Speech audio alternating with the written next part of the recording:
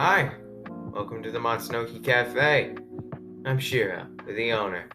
Here we like to talk about video games, movies, or just whatever is considered nerdy or nostalgic that's on our minds. So, whether you're new here or a returning customer, why don't you stick around and enjoy the conversation with your cup of joe? For those who don't know, the first video on this channel is a review of the first 3 seasons of Young Justice. If you want context for how I got into the show and my opinions on those seasons, click the card in the corner of the screen. Now that the 4th season, Phantoms, wrapped up, I want to talk about it. Getting the warning out of the way first. Massive spoilers ahead for pretty much the entirety of Young Justice. If you haven't watched the show, or at least season 4, click off, go watch it, then please come back. Cool? Cool. The best way for me to talk about my thoughts and opinions on this season is to go over each arc individually. I'll look at how each batch of episodes stacks up on their own, as well as how well they fit into the season's grander narrative. Let's get started with... Only 1 year has passed since the finale of Outsiders. Connor and Megan take a trip to Mars, to get married, with Martian Manhunter and Garfield tagging along so they can attend the wedding. And you know when a season starts off on a high note like that, it can only go downhill. When they reach Mars's underground city, the team are welcomed by Emery, Megan's sister. Emery is the head scientist of a Zeta 2 project that intends on connecting Mars and Earth through teleportation. I think they called it the Zeta Project at one point, but sadly for DCAU fans, it wasn't the Zeta Project we were thinking of. They then go see Megan's parents at their home, and Connor takes note of how strangely on edge the Martians seem to be. Unfortunately, that's interrupted by a group of Martians showing up outside the house to just hate on the Earthlings. Beast Boy tries to scare them away by turning into, let's see if I can pronounce this right, Ma'alafa'ak, which is a monster-like Martian. Feel like I just tried to summon Cthulhu. The Martians are aggravated by Beast Boy's transformation and use their psychic powers to mentally attack the Green Boy. After Megan makes the Martians go away, they look at the writing they left on the house, which turn out to be a bunch of racial slurs. This establishes a big theme of this first arc, racism between the different colors of Martians. Now, I want to make something clear up front. As you can probably tell just by looking at me, I've never been the target of racism. I don't know what it's like. I never will. I won't talk about whether or not the topic was executed well, as there are people who are way more qualified to talk about that than me. So I'm just going to stay in my lane and look at how this aspect of Martian culture affects the storyline. It turns out that the reason Martians are on edge is because their king had been murdered not too long ago. He's explained to have been a very progressive king, seeking equality for all types of Martians. It's also made clear how strange it is that murder happened at all. Martians can read each other's minds, so getting away with killing someone is basically impossible. Connor and Garfield are asked by the prince, named Jem, to help investigate the situation and hopefully find the perpetrator. To cut ahead to the last episode of the arc, the perpetrator turns out to be the Martian priestess for Connor and Megan's wedding. To basically explain, she was Prince Jam's love. The king didn't want them to marry each other because she was a green Martian at the time, and so she didn't seem fit to be in the royal family. She snuck into the palace one time trying to convince the king otherwise, but his constant denial upset her to the point she lost control of her magic and accidentally killed him. That's why she became a priestess, to live a life of solitude so nobody could find out. This theme of Martian races also comes up with the antagonistic force of this arc, Megan's brother, Macomb. He and Megan are white Martians, so they're basically treated as trash by the green and red members of their species. Macomb gets assistance from Darkseid's forces in the form of a gene bomb. That bomb's intended purpose is to release chemicals that would kill all the red and green Martians, leaving the white ones without anyone to hold them down. Another important character in this arc is Beast Boy. So remember the mind blast I said he got earlier? Yeah, it left some lasting damage on his mental health. He starts acting very aggressive and short-tempered around everyone. It gets to the point where he hallucinates a wickedly evil Geoforce trying to kill Superboy. Thankfully, Beast Boy's brain gets healed by Saturn Girl, a member of the Legion of Superheroes. The Legion of Superheroes are a hero team from the far future, the 31st century. 3 members of that team show up in this season. Saturn Girl is a telepath who disguised herself as a waitress at the end of Outsiders. The other 2 are Chameleon Boy, who has the same powers as Beast Boy, and Phantom Girl, who has ghost powers. The biggest focus of this arc is obviously Superboy and Miss Martian's relationship. Unfortunately, things get worse the longer they're on Mars. As a reminder, Superboy's source of power is yellow sunlight. Because they've been underground for so long, he's gotten substantially weaker in terms of strength and durability. The arc culminates with the heroes discovering the gene bomb as it's about to blow. Before they can reach it, a mysterious individual, later revealed to be Lor Zod, places a box containing kryptonite on top of the bomb and then leaves as fast as he appeared. Connor goes through a tremendous amount of pain to drop the bomb in lava and burn away the deadly genes that would have killed thousands of Martians.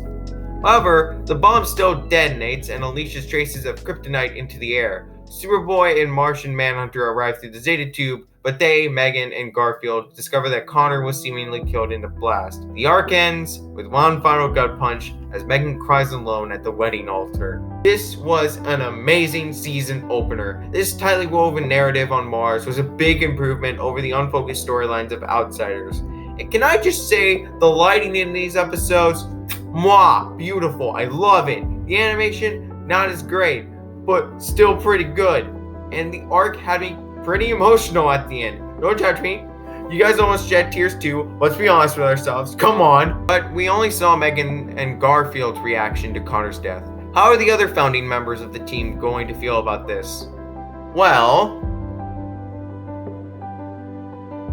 the arc starts with Nightwing and Aquaman visiting Will and Artemis, giving them the news that Superboy passed away.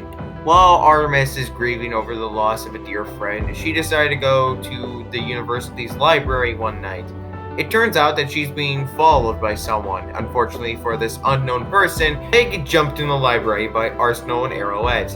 Artemis, now dressed in her Tigress attire, interrogates this mystery woman as to why she followed her. This woman is Onyx, who was taken in and trained by the League of Shadows. She explains that her reason for following Tigress was to warn her that Vandal Savage's daughter, Cassandra, was going to come to them, claiming she defected from the League, and trick them into laying her onto the team. As it turns out, Cassandra Savage does show up in the library. She has scars all over and is also missing an arm. She says she lost all trust in Vandal and tried to escape, which is how she ended up the way she is. She claims that the League sent Onyx in order to plant suspicion into her plea for Tigress's help. Tigress and the others are unable to tell who's lying, and so is the audience, and so take both into captivity to interrogate them further. This obviously leads into a conflict with the League of Shadows, now led by Lady Shiva. Cheshire gets dragged into helping the heroes, Orphan is kidnapped by the assassins as ransom, Cassandra reveals herself to be the liar and helps the villains fight Tigress and her crew of misfits. Tigress just isn't having the best week. Speaking of Cassandra, the mystery of who the liar is was handled well, as I wasn't sure who to trust until the reveal happened. And even when it was revealed to be Cassandra, I was surprised when it turned out her scars and missing arm were just an illusion casted by a magic charm. That same charm was what Tigress wore to work undercover with Aquaman in Season 2. I don't have much to say about it, I just found that little detail neat. What I also liked about the second arc was the spotlight on Orphan and how she parallels Tigress. She's the daughter of Lady Shiva, who went as far as to rip up the girl's vocal cords to make her a master of combat. Then when the Orphan was hunting down the Joker, she accidentally struck Batgirl, which led to Batgirl becoming the wheelchair-bound hero Oracle in the present day. Speaking of which, I thought the way the writers tied Orphan into Oracle's origin was really clever. Orphan's inclusion in the storyline is the first big showcase of the major overarching theme in Young Justice Phantoms, the lasting effects of family ties. In Orphan's case, it's physical. Like I said, she can't talk because her mother tore her vocal cords. At the end of the arc, some of Lady Shiva's teachings still stick with Orphan. Orphan was about to kill her mother, but thankfully, Tigress was there to stop her. Speaking of which, this arc's main purpose is to finally give us some resolution on Tigress's relationship with her sister, Cheshire. There are multiple flashbacks of Artemis's past throughout this set of episodes. They showcase how the relationship between Artemis and Jade became as strained as it is, and also makes it even more clear than ever how awful of a father Sportsmaster was. And after everything is settled with Lady Shiva, the group will go to Infinity Island. Cheshire had been there previously to talk to the old man, and during an argument between the two sisters, Cheshire admits that the true reason she stayed away from Leon, her daughter, was because she was scared she'd raise her like Sportsmaster raised them. After that, the two sisters comfort each other and are now on relatively good terms. Both Cheshire and Onyx decide to stay on Infinity Island to better themselves. Overall, this was a nice arc. The premise was interesting, the fight scenes were pretty cool, and seeing Tigress and Cheshire finally make up at the end was very sweet. But now, it's time to move on to the midpoint of Season 4. So while this is Zatanna's arc, these episodes put a heavy focus on the past of other characters, especially to showcase how Vandal Savage formed ties with Klarion. Most of these stories are narrated by the Phantom Stranger, who has come to help stop a great calamity coming to Earth. That great calamity is a new Chaos Lord, who actually goes by Child.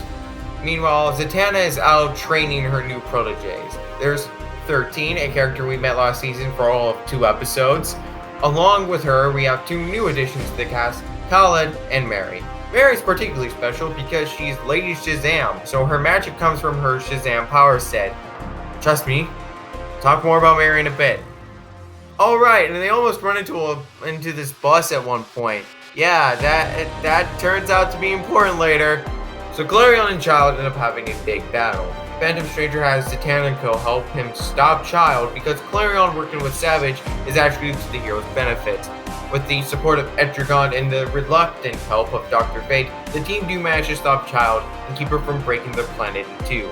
I'm skimming over the plot here because I really want to go into analysis mode with this one. First off, the big plot thread of Dr. Fate and Zatanna. Zatanna became Dr. Fate's host in the middle of Season 1 and has been serving as that host for a decade at this point in the show's timeline.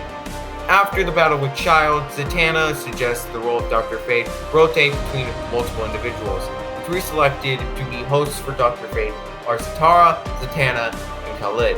13 was unsure about putting on the bell-shaped helmet, and Mary was kicked off the team because of her misusing her powers in the middle of the big battle. I do like the idea of rotating hosts. Now that Khaled can be Dr. Fate for a while, Zatanna can finally be with her father for more than an hour a year. I did like the protege characters. They didn't get much time to shine outside of their trial scenes, but they never got on my nerves or felt useless. Now, while on the topic of Zatanna's proteges, we need to talk about Mary Bromfield, aka Lady Shazam. So it's explained during Dr. Fate's trial that Mary has a lust for power. The reason she doesn't transform into Lady Shazam during this arc is because she once got addicted to the power of that form and would never turn back to her normal self. With the help of Billy, the actual Shazam, she realized that pushing away her normal life was anything but good, and so she chose to keep that Lady Shazam part of her locked away. Unfortunately, she didn't learn her damn lesson. Multiple times in this arc, Mary is struggling to use a spell of some kind, and so absorbs the life force from the ground and even her own teammates to give herself a power boost. This led to her leaving the team behind by the end of the arc. And after the credits, Granny Goodness has a little chat with Mary and convinces her to join Darkseid. And to skip ahead to the finale, she actually does join Darkseid as Black Mary and becomes one of the new Furies. So, that's a bit of a problem. This arc was fine in my opinion. It's not as high of quality as the 2 stories before it. Sometimes it felt like the writers were going back into their bad habits from Outsiders with how much time was getting divided between different plot lines. My best example of this was Beast Boy's inclusion for the B plot to these Zatanna episodes. I feel these little scenes with Beast Boy spliced throughout the arc kinda killed the pacing at points. I understand it's to show how hard Connor's death is hitting Garfield. How he's as depresso as an espresso. Please laugh at that. That, honest to God, took me a day and a half to come up with. Please.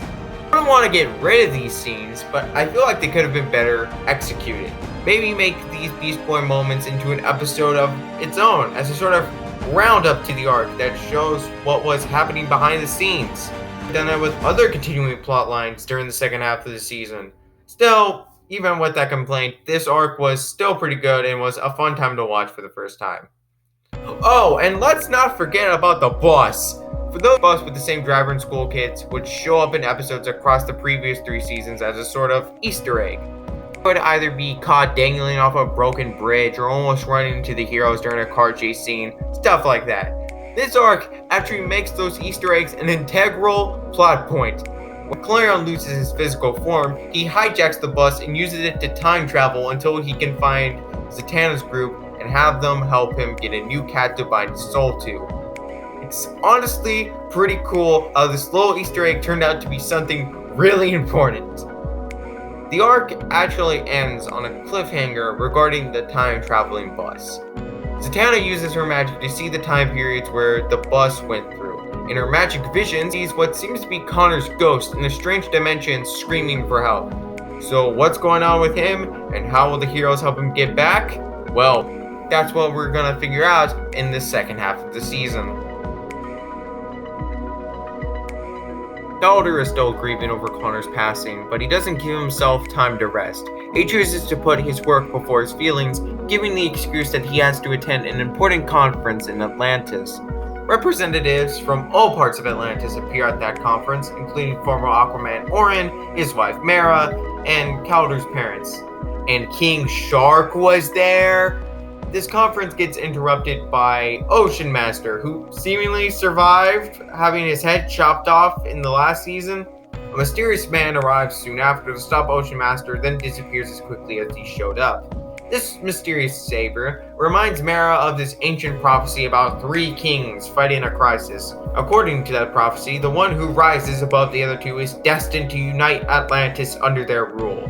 When Child unleashes a deadly red cloud in Atlantis during a rampage in the last arc, Mara, Ocean Master, and the mysterious savior work together to stop the threat. The savior turns out to be Arian, Vandal Savage's son who founded Atlantis centuries ago. Arian goes through a DNA test to confirm it's him. His DNA is stated to share similarities to his relatives Vandal and Cassandra, so it does seem to be him. Arian brings up that his old crown would be the only way to truly prove that he is the actual founder of Atlantis. With that, Calder has Wind, Delphis, and Lagoon Boy accompany him into underground ruins to search for the crown. Oh, yeah, Lagoon Boy. He's in a polyamorous relationship now, and his wife is pregnant with their kid. Good for him. Calder's group ends up searching through those caverns for weeks, meaning he and Wind grew some pretty decent facial hair. That's about it. The amount of time they've spent down there makes Lagoon Boy worry that he'll miss his child's birth. All that convinced me he would die by the end of the arc, but thankfully he didn't. In fact, he actually gets promoted to be a fellow Aquaman alongside Orin and Calder.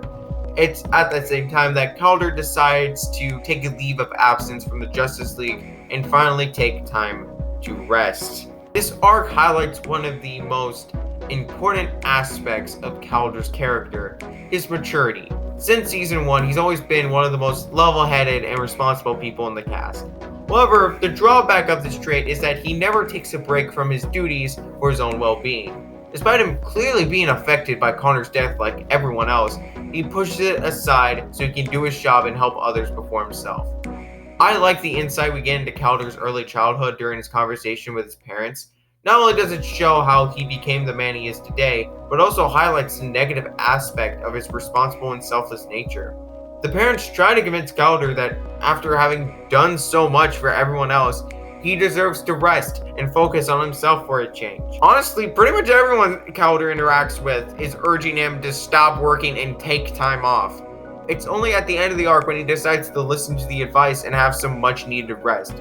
At first it felt like he changed his mind out of nowhere, but looking back on it, I can see that Orin and Lagoon Boy choosing to become fellow Aquaman could convince Calder that he can leave the task up to them for a change.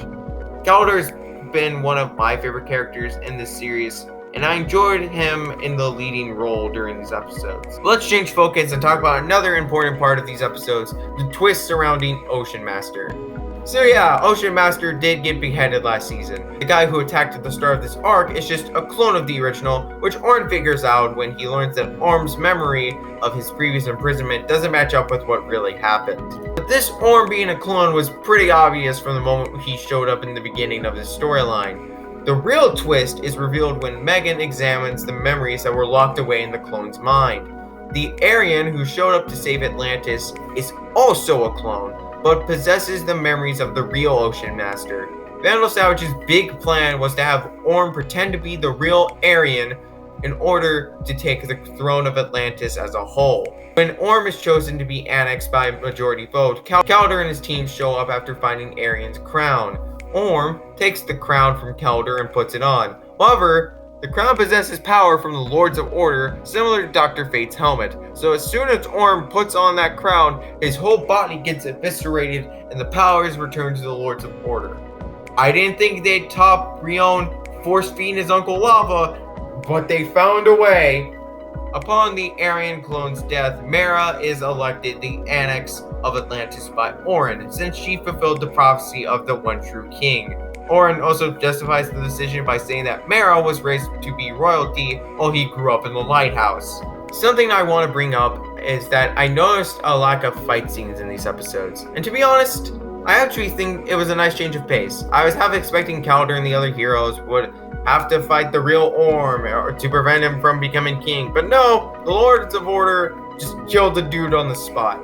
That death also leads into a scene between Vandal Savage and Dr. Fate. It turns out that Savage conducted this entire plan to help the Lords of Order maintain, order across the planet's 7 seas.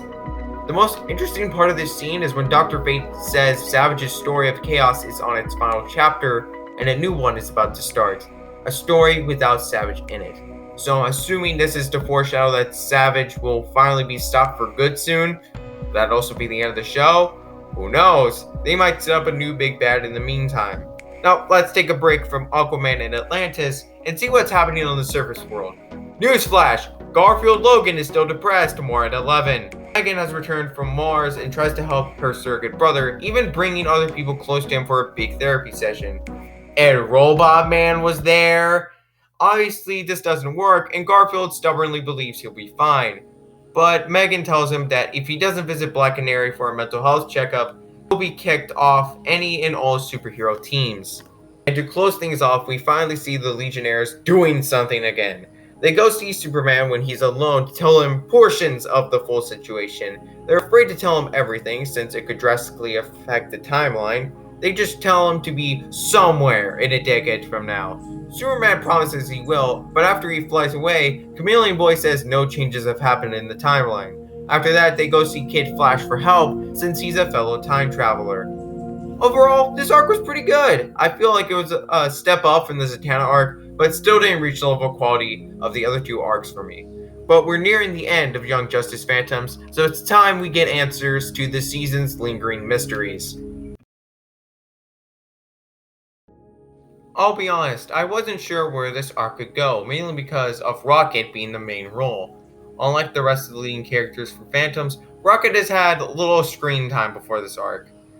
If you only include the episodes where she has had a speaking role, she was only present for the last 2 episodes of Season 1, and then only had sporadic appearances after that. I wasn't sure what they would do with her character during an arc focused on her. But I think what the writers chose to do worked out well. I really enjoyed this set of episodes. To start off, I appreciate the insight we get into Rocket's personal life at the beginning of the arc. She has troubles with raising her autistic son, Amistad. Before going off to space with her fellow heroes, she drops off her son at the dad's place. The 2 talk about Amistad getting set up for IEP at school, but Rocket is clearly shown to be against it. This reluctance to let Amistad get assistance is reinforced in the following episode during a call she has with Noble. It's completely understandable that she wants her son to be seen as normal as possible. If he was signed up for an IEP and had a personal aide helping him in the classroom, he'd very likely be an outcast because he was different from the other kids. Unfortunately, that want for normalcy is keeping Amistad from getting the help he needs. The lesson Rocket learns in this arc is to be more accepting of people's flaws and unique circumstances. The catalyst for her learning this lesson is Orion. I think Orion was handled well in this batch of episodes. He's the son of Darkseid, but tries his best to hold in his rageful nature and be a good person. Rocket learns to accept Orion for who he is rather than who he's related to, which allows her to be more accepting of her own son. Plus, that moment between Rocket and Orion at the end was pretty sweet, all things considered. The central plotline of this arc starts with Rocket, Old Man Flash, and Forger going to New Genesis to form an alliance with the New Gods and the Green Lantern Corps. They hit a pretty huge roadblock in the discussion because of a peace treaty between New Genesis and Apocalypse. Basically, neither side can attack the other, so if New Genesis is going to attack Apocalypse, Apocalypse has to attack first. On their way to the meeting, the two Green Lanterns, Kilowog and Tomar-Ray, find a blue lantern floating in space. This blue lantern turns out to be Razor, a major character from the Green Lantern animated series. That show got canned before it could resolve loose ends, and it was all because the Green Lantern movie bombed in the box office. Episode 19 of this season is dedicated to tying those loose ends from that other show. Razor was a neat addition to the arc and the season as a whole. He still possesses his intense rage that fueled his Red Lantern ring and loses all hope to power his blue ring because of Metron, but he learns to keep control of both emotions and become a hybrid Red and Blue Lantern. I was gonna make a joke and call him a Purple Lantern, but then I remembered the Star Sapphires, aka the Violet Lanterns, exist, so yeah. The Razor episode ends with him flying off into space to keep looking for Aya, his robot girlfriend from the Green Lantern show. Will this storyline with Razor ever be picked up and continued in future seasons?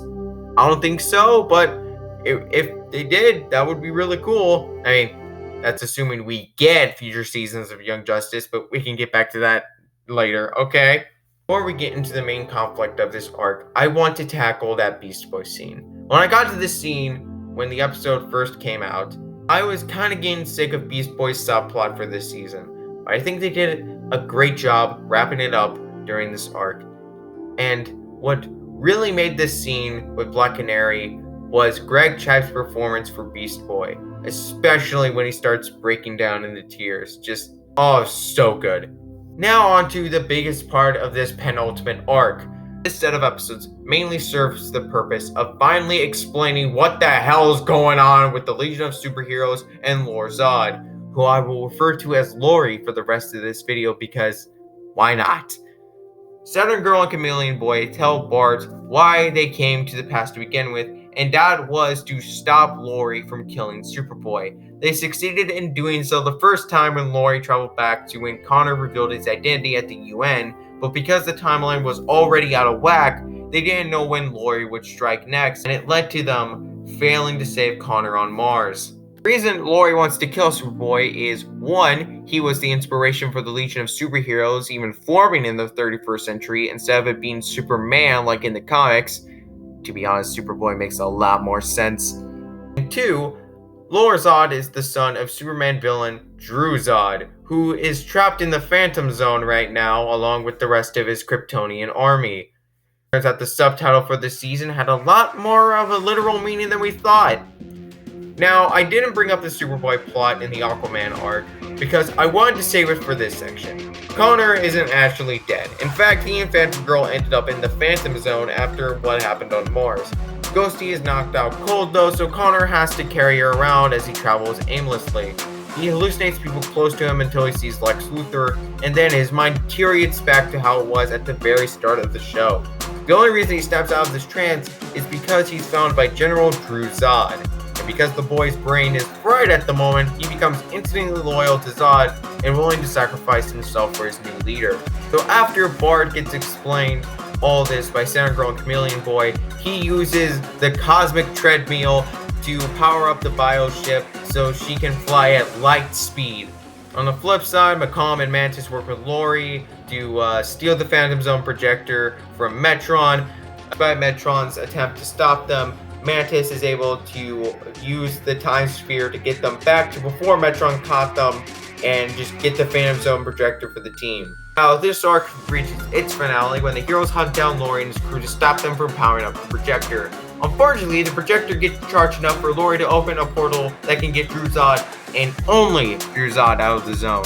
Connor jumps after Zod, thinking the portal will kill him, but Zod notices that Connor isn't being pushed back like the other Kryptonians. This is how Zod figures out that the projector doesn't have Connor's DNA signature registered, meaning Krypton did not imprison him in there. Zapping the lake of energy for the projector awakens this giant statue called a Promethean, which unleashes a giant eruption into the planet's atmosphere that could kill everyone on it. Tomar-Ray uses his Green Lantern ring to try and prevent the calamity. Lori snipes the Birdman with his heat vision, but Tomar-Ray dies right after he succeeds in saving New Genesis. I just want to mention that Tomar-Ray was the Green Lantern in charge of Krypton and saw it get destroyed firsthand, so it's really ironic that he gets killed by a Kryptonian. Okay, moving on. Anyway, Kid, Flash, and Legionnaires arrive at the last second and destroy the projector, preventing Zod and Connor from getting out. Before the portal closes, Saturn Girl uses her telekinesis to wake up Phantom Girl. With the projector gone, Lord, Zod, and McComb hijack the bioship and force the heroes to get them off New Genesis, or else they'll kill Saturn Girl. The last thing I want to talk about for this arc is the final scene. Ever since Zatanna saw that vision of Connor in the Phantom Zone, she and the other magic users have been trying and failing to locate Connor's spirit. This leads Zatanna to realize that Connor isn't actually dead at all. To skip ahead a bit, Phantom Girl used her intangibility powers to save Connor while he was dealing with the bomb on Mars. Her powers malfunctioned slightly, which is how they ended up in the Phantom Zone. So, how will Connor and Ghosty get out of there? Well, we have Jess the detective to solve the case. Now, Nightwing is my favorite DC hero, so I was pretty excited to see how they would focus on him during this season's finale. I also was interested in seeing how this arc would end off the season. Did they succeed in either of those? Let's get into that. So, the first season's A-plot is all about Nightwing tying events from the previous arcs together to figure out the bigger picture. That's how he and the rest of the OG team figure out that Connor is in the Phantom Zone. After making that discovery, they find the school bus Clarion used to travel through time and use it to access the zone. The only person missing from this team is Miss Martian. They didn't tell Megan because they didn't want to give her false hope, which is an understandable reason, but I feel like not alerting her that they may be off the grid for a while was an unnecessary measure. There's another point in this arc where everything starts to converge. When Phantom Girl leaves the zone by herself, she and Prince Gem go to the Justice League to tell them of Connor's situation. At the same time, GL Forager, I forgot to mention, Forager got a girlfriend who became a Green Lantern. Okay, that's it. She brought the Kaiser Thrall, which contains the mind of a metahuman child named Danny.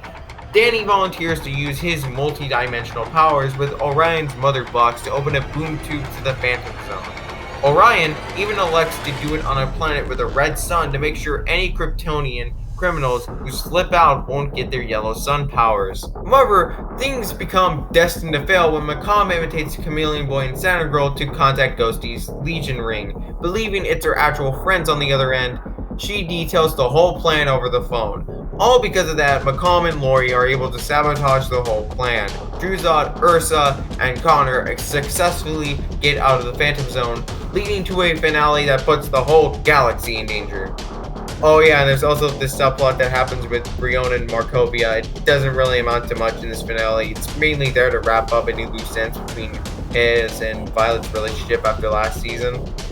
Unfortunately, Nightwing kind of gets pushed to the wayside once the Kryptonians get out of the Phantom Zone. It's not that he amounts to nothing in the finale, as he and Tigress managed to defeat an evil Kryptonian together, while all the other main characters from Season 1 get further examinations into their pasts and personal issues. Nightwing didn't get that at all. You could argue there wasn't enough time to include that while also giving a good finale, but it still would have been nice to have. When it comes to the central conflict of this finale, I think Druzad serves as a good villain to end things off on. While he's obviously evil, he has his own code of honor. He respects and demands loyalty, and he cherishes his familial ties. He even gave Superman a chance to side with him since he's a fellow Kryptonian.